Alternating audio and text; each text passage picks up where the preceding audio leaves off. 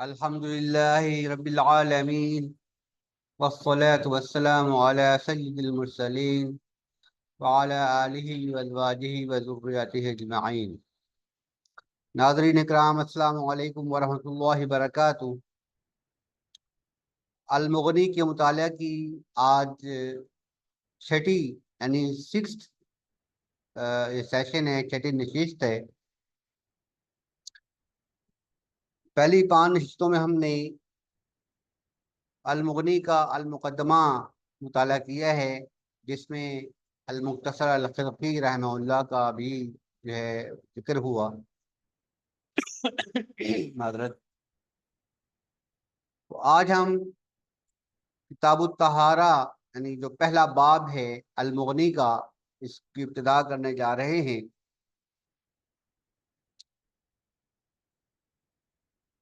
المغنی کا پہلا باب، چیپٹر کتاب الطہارہ. یہ جو کتاب الطہارہ ہے، اصل میں یہ میں یہاں وضاحت کر دینا مناسب سمجھتا ہوں. یہ حدیث اور فقہ کی جو کتابیں ہیں، جو موضوعات پر مشتمل ہیں، موضوعاتی ترتیب پر لکھی گئی ہیں، ان میں جب ایک جو بڑا سیکشن ہوتا ہے اس کو کتاب کے لفظ سے تعبیر کیا جاتا ہے. بڑا سیکشن، میجر سیکشن جو ہوتے ہیں، اس کو عام طور پر چیپٹر کہہ تو دیا جاتا ہے، لیکن ایکچولی وہ چیپٹر کے معنوں میں نہیں ہے، بلکہ وہ ایک میجر سیکشن ہے. اس کا ایک ٹاپک ہے جو کہ مطلب ہے پوری سیکشن میں ایک ہی رہتا ہے، ایک ہی موضوع ڈسکس ہوتا ہے. اور پھر اس سیکشن کے نیچے مختلف ابواب ہوتے ہیں. باب کی جمع ابواب، یہ ان کو ہم چیپٹرز کہہ سکتے ہیں. اور پھر ہر چیپٹر میں، ہر باب میں آگے سب سیکشن ہوتے ہیں، جن کو واحد کو فصل، اکیلے کو فصل، اور جمع کو فصول کہتے ہیں. فصول. تو کتاب میجر سیکشن ہے، اس سے نچلا لیول ابواب کا ہے، اور اس سے نچلا لیول فصول کا ہے. تو اس وقت جو ہم اس سیکشن کی ابتدا کرنے جا رہے ہیں وہ ہے کتاب الطہارہ، جسے بک آف ریچول پیوریفیکیشن کہہ سکتے ہیں. تو بک آف ریچول پیوریفیکیشن یا کتاب الطہارہ کا جو پہلا باب ہے وہ ہے باب ما تکون بہ الطہارۃ من الماء، کہ جس پانی کے ساتھ طہارت جائز ہے اس پانی کے بارے میں یہ باب ہے.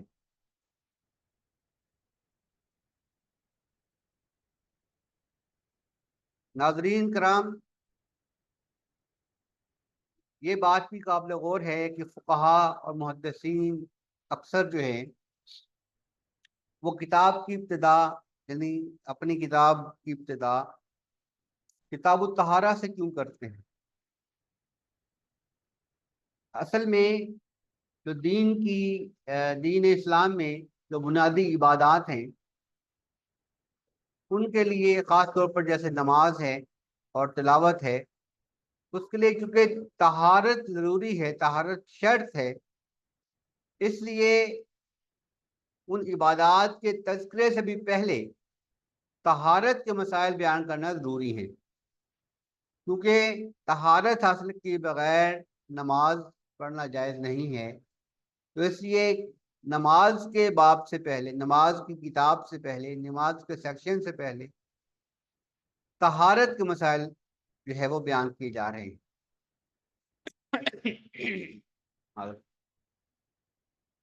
تو کتاب الطہارہ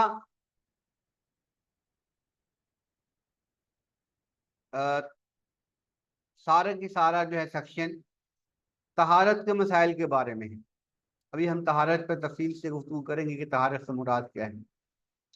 طہارت عام فہم لفظ ہے، ہمارے ہاں اردو میں بھی بولا جاتا ہے، اور اس کا مطلب ہے پاکیزگی حاصل کرنا، پاک صاف ہونا. تاہم شرع میں یہ خاص معنی میں بولا جاتا ہے، اگرچہ مقصود اس کا پاک صاف ہونا ہی ہوتا ہے، مقصود اس کا پاکیزگی حاصل کرنا ہی ہوتا ہے، نجاست دور کرنا ہی ہوتا ہے، مگر اس کا ایک خاص طریقہ ہے۔ آپ خالی منہ ہاتھ دھو لیں تو آپ کے ہاتھ اور منہ جو ہے ظاہری طور پر پاک صاف ہو گئے، لیکن اس کو شرع اصطلاح میں طہارت نہیں کہتے۔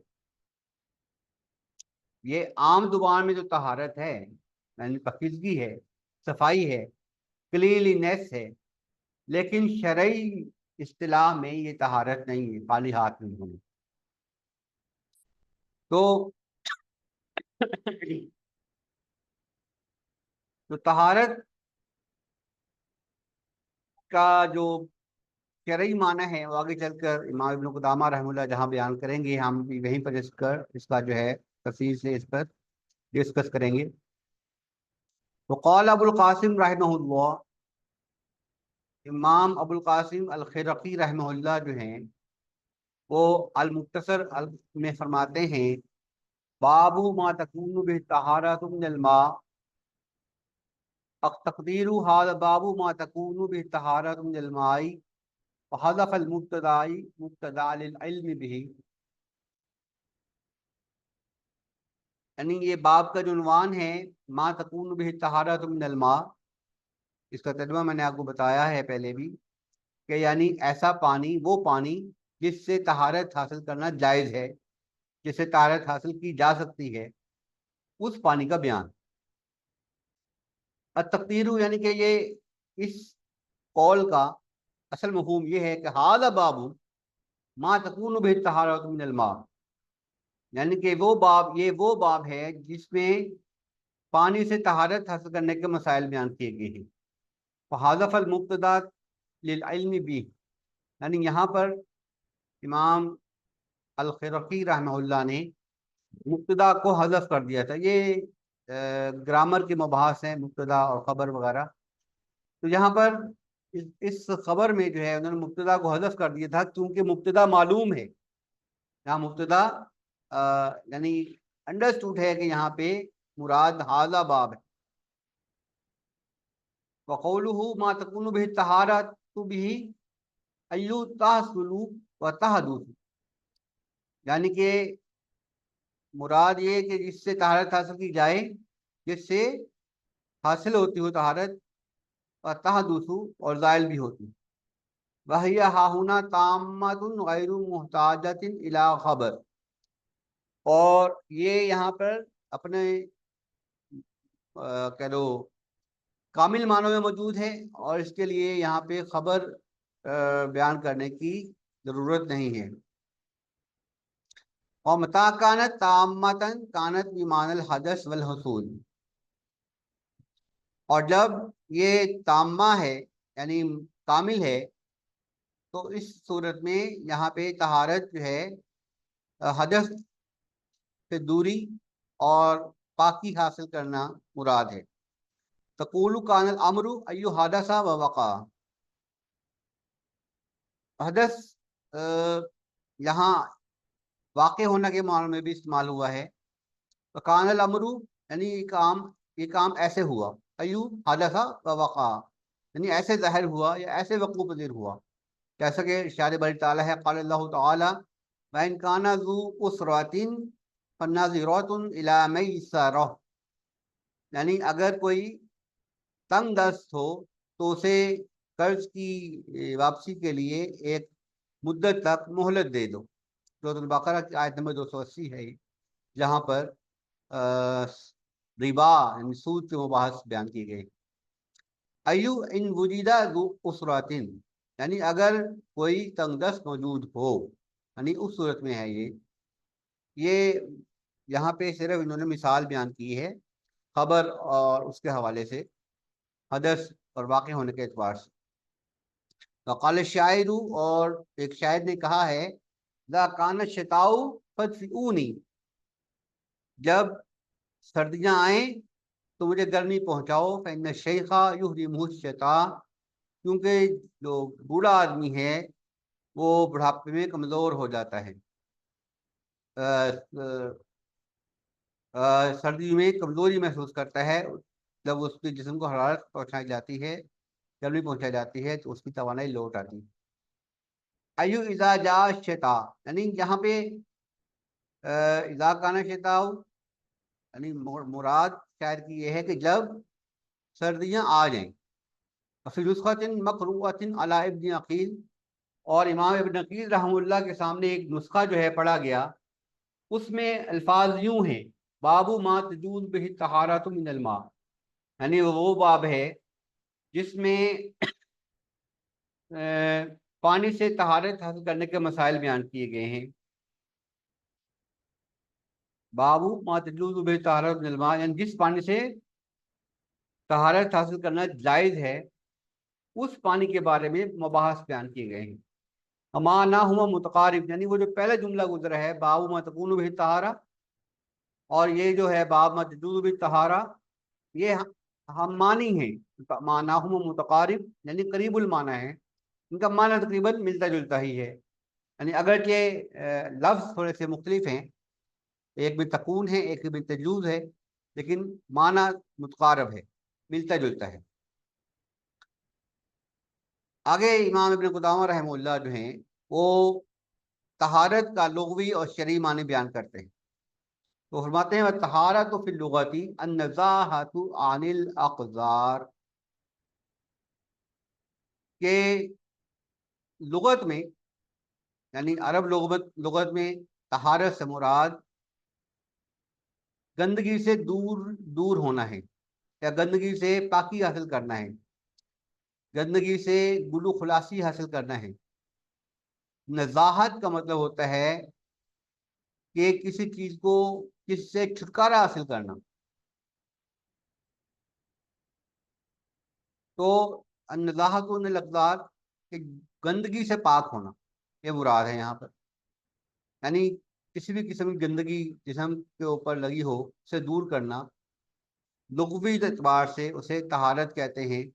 यानी अगर जिसमें मिट्टी भी लगी है तो आम तौर पर हम कहते हैं कि जाओ मुंह धो लो, जो मुंह हाथ पे मिट्टी लगी हो, तो खाना वगैरह खाना हो या वैसे ना भी खाना हो तो कह देते हैं कि भाई तुम्हारे मुंह पर हाथ पे मिट्टी लगी हुई है, इसे धो लो। अब ये जो धोना है ये आम लुगत की जुबान में तो ये भी तहारत है, हालांकि शरई एतबार से ये तहारत नहीं है, क्योंकि शरई एतबार से शरा में लफ्ज़ तहारत ख़ास मानों में इस्तेमाल होता है, वो आगे जिक्र हो रहा है। वह शरई रफ़उ मा यमनउ सलाती मिन हादसिन औ नजासतिन बिल मा औ रफ़उ हुक्मिही बित्तुराब।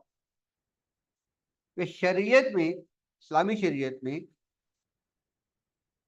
तहारत किस चीज़ को कहते हैं? रफ़उ मा यमनउ सलात मिन हदस, हदस दूर करना, और नजासा या नजासत दूर करना, बिल मा पानी के साथ, और रफ हुक्म ही तुराब या मिट्टी के जरिए उसके हुक्म को उठाना, ताकि ऐसी वो हालत दूर हो जाए जो नमाज अदा करने में माने हैं। यानी जिस हालत में नमाज अदा करना मना है, नापाकी की हालत, तो वो उस हालत में उस हालत को तब्दील करना, उस हालत से उस हालत में आना कि जब नमाज अदा करना जायज़ हो जाएगी, तो उसे हदस दूर करना कहते हैं एक तो। और अगर कोई नजासत ज़ाहिरी लगी हो तो उसको भी दूर करना पानी के ज़रिए या मिट्टी के ज़रिए, तो उसको शरई इस्तिलाह में तहारत कहते हैं। अत्तहारह, ये शरई इस्तिलाह में तहारत।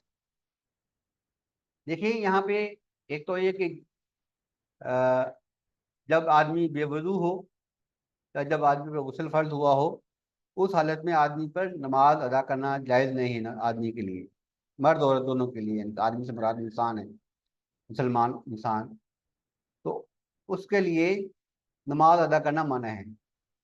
अब जब तक वो वुज़ू न कर ले या तयम्मुम न कर ले मिट्टी के साथ, यानी अगर मजबूरी की हालत है, मर्ज है, या कह लें कि पानी दस्तयाब नहीं है, اور یا اس کے جسم پر نجاست لگی ہوئی ہے تو جب تک نجاست جسم سے نہیں ہٹائے گا تب بھی نماز جو ہے نہیں پڑھ سکتے. یعنی وضو کیا ہوا ہے لیکن جسم پر نجاست لگی ہے، کپڑوں پر نجاست لگی ہے، تو اب اس نجاست کو دور کرنا ضروری ہے کپڑوں سے، جسم سے، یا اس جگہ سے جہاں پہ نماز ادا کرنی ہے.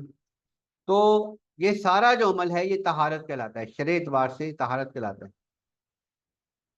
فائندہ اطلاقی لفظ طہارتی فی لفظ شارع اور کلام الفقہائی ينصرف للموضوع الشرعی.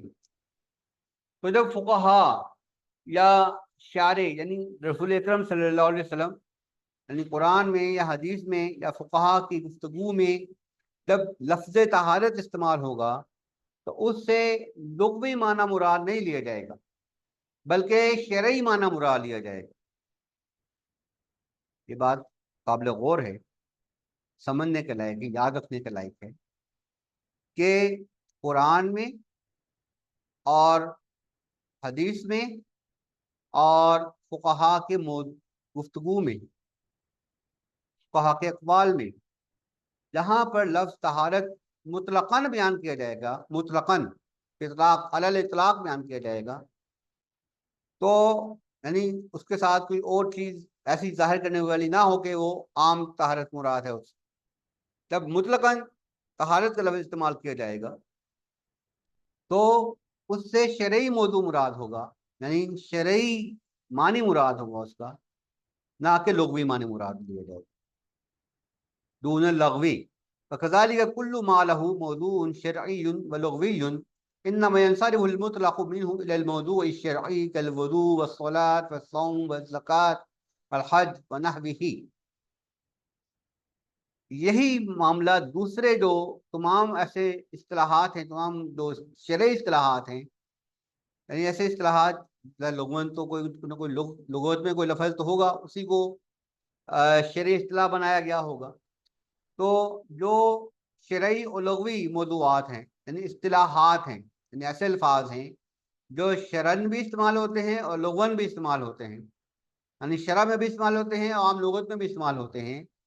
تو جو اس کی شرعی اصطلاح ہے، جو اس کا شرعی معنی ہے، وہی وہاں پر مراد لیا جائے گا. نہ ینصرف المطلق، جب اس کو مطلقاً بیان کیا جائے گا تو اس سے شرعی موضوع مراد لیا جائے گا، اس سے شرعی معنی مراد لیا جائے گا. جیسے وضو، جب وضو وہ کہیں گے تو اس سے ایک پورا طریقہ ہے جو کہ نیت سے شروع ہوتا ہے اور پاؤں دھونے پر ختم ہوتا ہے. ٹھیک ہے، تو اس طرح جو ہے ایک پورا پروسیس ہے وضو. اگرچہ شریعت کی زبان میں عام زبان میں، لغت میں، عربی لغت میں خالی منہ ہاتھ دھونے کو یا خالی مطلب منہ ہاتھ کے ساتھ بازو دھو لینے کو اس کو بھی وضو کہتے ہیں، لیکن شرعی اصطلاح میں اس کو وضو نہیں کہتے جب تک وضو کی تمام شرائط پوری نہ کی جائیں، وضو کی تمام فرائض ادا نہ کیے جائیں، اس وقت تک وضو ادا نہیں ہوتا.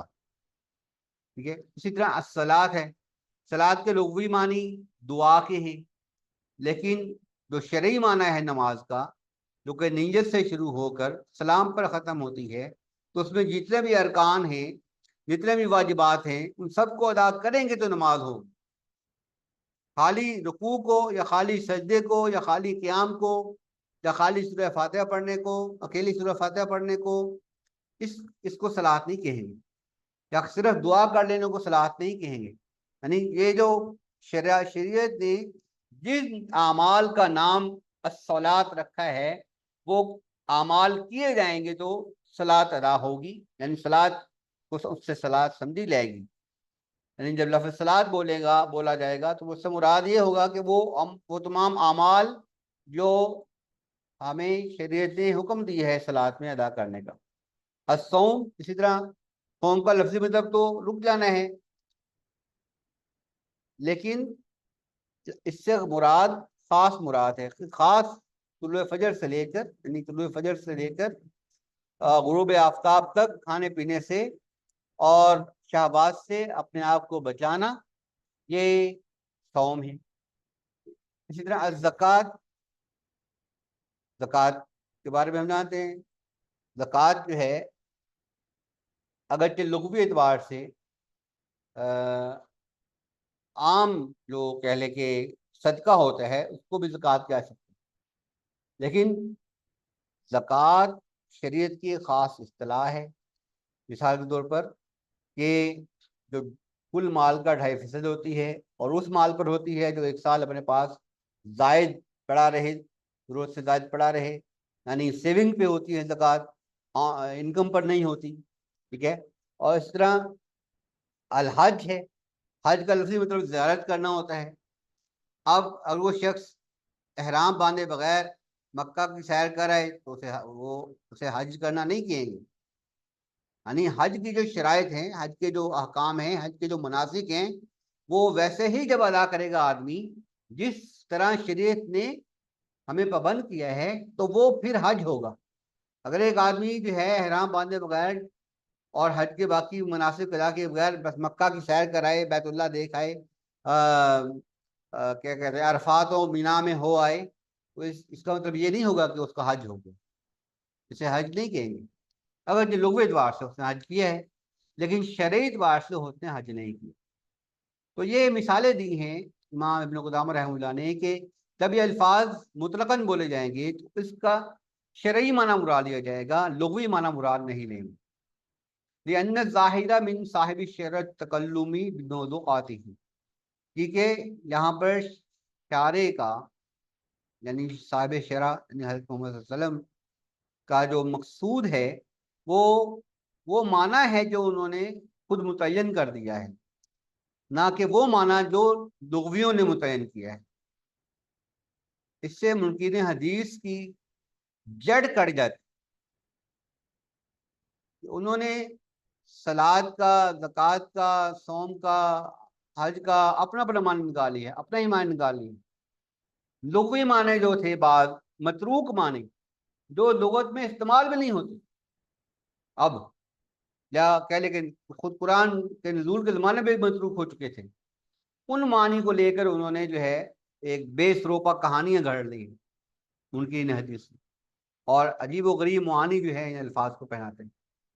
یاد رکھیں کہ یہ لغوی معنی میں استعمال نہیں ہوئے، یہاں پہ قرآن اور سنت میں یہ اصطلاحات لغوی معنی میں استعمال نہیں ہوئے، بلکہ ان کی مخصوص اصطلاحی معانی ہیں جو شریعت مقرر کیے ہیں، اور ان شرعی معنوں میں ہی ان کو معنی سمجھا جائے گا جب وہ مطلقاً بولے جائیں گے۔ تو آگے ایک اور لغوی بحث آ رہی ہے، وہ ہے والطہور بضم الطاء المصدر قالہ الزیدی یزیدی والطہور بفتح من الاسماء المتعدیہ وهو الذي يطهر غیرہ مثل الغسول الذي يغسل به۔ یہ ایک ہی لفظ ہے بظاہر، طہور اور طہور۔ طہور میں تو کے اوپر پیش ہے طہور، اور طہور میں تا کے اوپر زبر ہے۔ تو طہور مصدر ہے اور اس کا معنی ہے پاک ہونا، اور طہور کے اوپر زبر کے ساتھ اس کا معنی ہے پاک کرنے والا۔ دیکھیں کہ صرف زیر اور پیش، زبر اور پیش کے فرق سے معنی میں کتنا فرق پڑ گیا۔ طہور کا مطلب ہے جو چیز خود پاک ہو اسے طہور کہتے ہیں، اور طہور زبر کے ساتھ، کے زبر کے ساتھ، اس سے مراد پاک کرنے والی شے ہے۔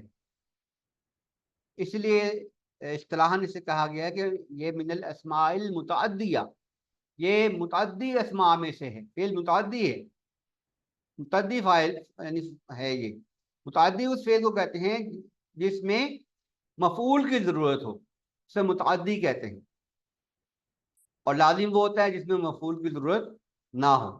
یعنی ایک چیز ہے پاک، بس اگر کسی چیز کے بارے میں پاک کہا تو معنی پورا ہوگا، لیکن طہور جب کہیں گے، ہم پاک کرنے والا کہیں گے تو اس میں مفعول بتانا پڑے گا کس شے کو پاک کیا ہے، تو اس لیے وہ متعدی ہے، طہور جو ہے وہ متعدی ہے۔ وَهُوَ الَّذِي يُطَهِّرُ غَيْرَهُ اور یہ اس سے مراد وہ چیز ہے، وہ شے ہے جو دوسری چیزوں کو پاک کر دے. مثل الغسول الذی یغسل بھی، یعنی جیسے وہ شے جو دوسری چیزوں کو دھو دے، یعنی وہ شے جس سے دوسری چیزوں کو دھویا جاتا ہے اسے عربی میں غسول کہتے ہیں. اور اسی طرح طہور وہ چیز ہے جو دوسری چیزوں کو پاک کرتے. وقال بعض الحنفیہ هو من الاسماء اللازمہ، بعض حنفی علماء نے کہا ہے کہ یہ جو طہور ہے یہ اسم لازم یعنی فعل لازم ہے، بمعنی الطاہر سواء، کہ پاک کو معنوں میں، طاہر کا مطلب ہوتا ہے پاک، پاک کے معنوں میں اسے میں نے لیا ہے، فعل لازم قرار دیا ہے. بعض حنفی علماء نے، سب نے نہیں، بعض حنفی علماء نے. لأن العرب لا تفرق بين الفاعل والمفعول في التعدي واللزوم ما كان فاعله لازما كان فعوله لازما. کہ ان کی دلیل یہ ہے ان حنفی علماء کی جو اسے لازم فعل لازم قرار دیتے ہیں کہ عرب جو ہیں فاعل اور مفعول میں تعدی اور لزوم کے حیثیت سے فرق نہیں کرتے. ما کانا فاعلہ لازما، جس کا فاعل لازم ہو اس کا فعول بھی لازم ہوتا ہے. فعول سے مراد ہوتا ہے ایک ہی کام کو بار بار کرنا یا کرتے چلے جانا، تو اسے کہتے ہیں فعول. ایک ہے فعل، ایک ہے فعول، کسی کام کو کرتے ہی رہنا، بار بار کرنا یا مسلسل کرتے چلے جانا، اسے فعول کہتے ہیں. بدلیل قائد و قعود، یعنی ایک ہوتا ہے قائد جو ایک دفعہ بیٹھا، اور قعود کہتے ہیں جو بیٹھا رہے، بیٹھا ہی رہے. ونائم و نعوم، سونے والا اور وہ جو سوتا ہی رہے. وضاربن و ضروب، ایک وہ جو مارنے والا ضارب، اور ضروب جو مارتا ہی رہے. وہذا غیر صحیح، امام ابن قدامہ رحمۃ اللہ فرماتے ہیں کہ ان کی یہ دلیل درست نہیں ہے کہ یہ طہور فعل لازم ہے، اور نہ ہی یہ بات درست ہے کہ عرب جو ہیں وہ فاعل و مفعول میں تعدی اور لزوم میں فرق نہیں کرتے. فإن اللہ تعالیٰ قال لیطہرکم بہ، تاکہ اللہ تعالیٰ تم کو پاک کر دے اس کے ذریعے سے. اب یہ یطہرکم بہ یہاں تا زبر کے ساتھ استعمال ہوگا، اس معنی میں یطہرکم آئے گا، کیونکہ طہارا یطہر، جب اس کے ساتھ کوئی ضمیر لگے گی جیسے کم یا ہو کی ضمیر جب اس کے ساتھ جوڑیں گے تو وہ متعدی بن جاتا ہے. جس فعل کے ساتھ ضمیر جڑ سکتی ہو اس کو متعدی کہتے ہیں. یہ پہچان ہے گرامر میں، عربی قواعد میں یہ پہچان ہوتی ہے کہ جس فعل کے ساتھ ضمیر جڑ سکتی ہو، منسلک ہو سکتی ہو اس کے ساتھ، جیسے ضربہ، تو اس کو مارا، ٹھیک ہے، یا تو یہ بھی یطہرہ یا یطہرکم، تو یہ فرمایا یہاں پہ کہ لیطہرکم بہ، تاکہ تم اس پانی کے ذریعے پاک کر دے. سورۃ الانفال آیت نمبر 11 میں. وروا جابر رضی اللہ عنہ ان النبی صلی اللہ علیہ وسلم قال، کہ رسول اکرم صلی اللہ علیہ وسلم نے فرمایا اوتیت خمسا لم یؤتہن نبی قبلی، مجھے 5 ایسی خصوصیات عطا کی گئی ہیں جو مجھ سے پہلے کسی نبی کو عطا نہیں کی گئی. نصرت بالرعب مسیرۃ الشہر، کہ 1 مہینے کی مسافت سے مجھے رعب عطا کیا گیا ہے، یعنی اگر دشمن مجھ سے 1 مہینے کی مسافت پر بھی ہو تو اس پر میرا رعب قائم ہو جائے گا. وجعلت لی الارض مسجدا وطہورا، اور اللہ تعالیٰ نے میرے لیے زمین کو مسجد اور طہور بنا دیا ہے. مسجد یعنی زمین پر جہاں بھی جگہ ملے جہاں پر نجاست نہ لگی ہو، معلوم ہو کہ یہاں نجاست نہیں لگی ہوئی، تو اس جگہ کو مسجد بنایا جا سکتا ہے، یعنی وہاں پر نماز ادا کی جا سکتی ہے. وطہورا، اور وہاں طہارت حاصل کی جا سکتی ہے، طہارت حاصل کی جا سکتی ہے یعنی اس مٹی کو طہارت کے لیے استعمال کیا جا سکتا ہے، تیمم کے لیے استعمال کیا جا سکتا ہے. تو یہ فرمایا کہ اللہ تعالیٰ نے زمین کو میرے لیے مسجد اور طہور بنا دیا ہے. یہاں بھی تو جو ہے وہ زبر کے ساتھ ہے، طہور میں تو زبر کے ساتھ ہے، تو اس سے لازمی آتا ہے کہ یہ طہور یہاں پر پاک ہونے کے معنی میں نہیں ہے بلکہ پاک کرنے والے کے معنی میں. یعنی یہ نہیں کہ مٹی پاک ہے بلکہ یہ کہ مٹی پاک کرنے والی ہے. یہ متفق علیہ حدیث ہے. آگے امام ابن قدامہ فرماتے ہیں وَلَوْ أَرَادَ بِهِ الطَّاهِرَ لَمْ يَكُنْ فِيهِ مَزِيَّةٌ، کہ اگر اس سے مراد طاہر یعنی صرف پاک ہونا ہی ہوتا کہ مٹی پاک ہے، اگر یہ مراد ہوتا تو اس خصوصیت کو بیان کرنے کی ضرورت نہ تھی. لِأَنَّهُ طَاهِرٌ فِي حَقِّ كُلِّ أَحَدٍ، کہ پاک تو وہ ہر ایک کے حق میں ہے. نبی صلی اللہ علیہ وسلم تو فرما رہے ہیں کہ یہ 5 چیزیں ایسی ہیں جو اللہ تعالیٰ نے میرے سوا پہلے کسی نبی کو نہیں دی. کہ مٹی کو بھی اللہ تعالیٰ نے صرف میرے لیے مسجد اور طہور قرار دیا ہے، زمین کو میرے لیے مسجد اور طہور قرار دیا ہے. اگر طہور جو ہے صرف پاک ہوتی، پاک ہونا ہوتا ہے یہاں مراد صرف، تو لازم ہے کہ وہ تو سابقہ انبیاء کے لیے بھی پاک ہی تھی، ان کے لیے ناپاک تو نہیں تھی. پھر نبی صلی اللہ علیہ وسلم کی خصوصیت کیا ہوئی؟ نبی صلی اللہ علیہ وسلم کی خصوصیت یہ ہے کہ نبی صلی اللہ علیہ وسلم کی امت کے لیے اللہ تعالیٰ نے مٹی کو پاک کرنے والی قرار دی ہے. تیمم کر سکتے ہیں ہم پانی کی عدم موجودگی میں یا پانی استعمال کرنے کی قدرت نہ ہونے کی شکل میں صورت میں ہم مٹی سے تیمم کر سکتے ہیں. تو اس لیے مٹی کو طہور کہا گیا ہے. اگر یہ طہور نہ ہوتا یعنی پاک کرنے والی نہ ہوتی تو پھر یہ صرف پاک ہی قرار پاتی، پھر یہ رسول اکرم صلی اللہ علیہ وسلم کی وہ خاصیت نہیں، خصوصیت نہیں بنتی. تو اس لیے ایک اور آگے وہ مثال دیتے ہیں امام ابن قدامہ رحمہ اللہ. وسئل النبی صلی اللہ علیہ وآلہ وسلم عن التوضؤ بماء البحر والتوضؤ بماء البحر، کہ رسول اکرم صلی اللہ علیہ وسلم سے سمندر کے پانی سے وضو کرنے کے بارے میں پوچھا گیا. اب یہ دیکھیں یہاں پہ وضو سمندر کے پانی سے کوئی بھی خالی منہ ہاتھ دھونے کو کے بارے میں مطلب ہے شک میں نہیں پڑ سکتا. لیکن صحابہ کرام نے سوال کیا رسول اکرم صلی اللہ علیہ وسلم سے کہ اے رسول اللہ صلی اللہ علیہ وسلم کیا ہم سمندر کے پانی سے وضو کر سکتے ہیں؟ یعنی وہ وضو ہے جو نماز کے لیے کیا جاتا ہے. فقال هو الطهور ماؤه الحل میتته، فقال هو الطهور ماؤه، کہ ہاں رسول اکرم صلی اللہ علیہ وسلم نے فرمایا کہ ہاں اس کا پانی پاک کرنے والے ہیں. اگر صرف پاک کہتے کہ اس کا پانی پاک ہے تو اس سے بات مکمل نہیں ہوتی.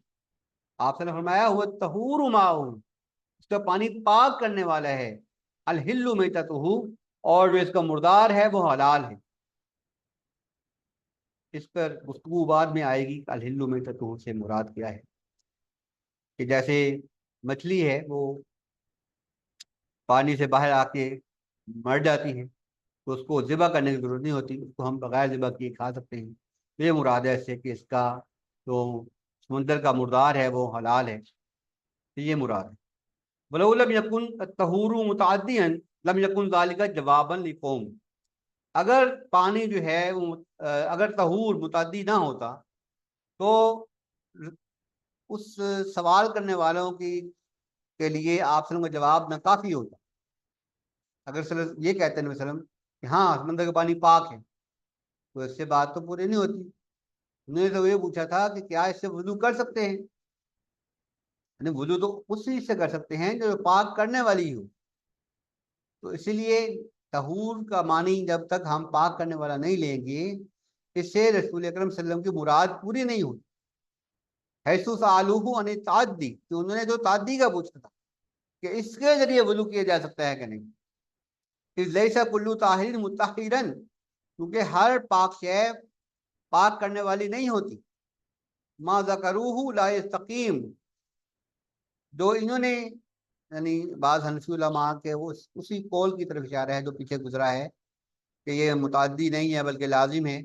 تو یہ اس قول کو کے بارے میں فرماتے ہیں کہ لا یستقیم، یعنی یہ قول مضبوط نہیں ہے. لأن العرب فرقت بین اللازم بین الفاعل والمفعول کہ والفعول، عرب جو ہیں فاعل اور فعول میں فرق کرتے ہیں.